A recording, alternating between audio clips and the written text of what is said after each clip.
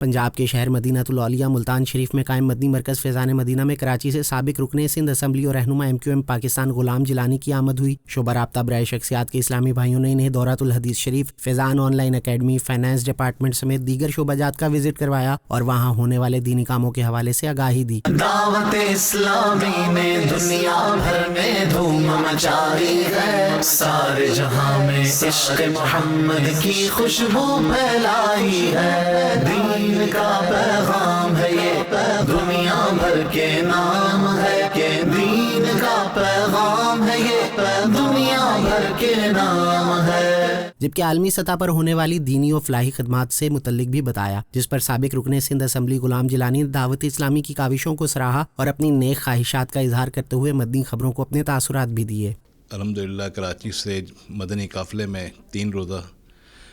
شرکت کرتے ہوئے شہر ملتان میں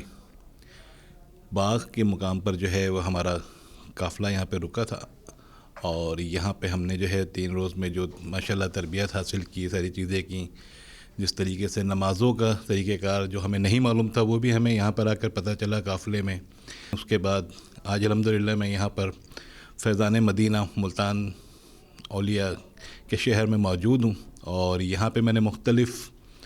جو یہاں پہ شعبہ جات ہیں ان کا وزٹ کیا، اور یہ پہلا میرا جو ہے وہ کراچی سے باہر کا قافلے کے ساتھ سفر تھا، جو ماشاءاللہ بہت ہی خوشگوار گزرا، اور امید کرتا ہوں کہ اسی طریقے سے ہم الیاس قادری صاحب کے سایہ شفقت میں رہتے ہوئے انشاءاللہ اسی طریقے سے جو ہے آئندہ بھی قافلوں میں شرکت کریں گے۔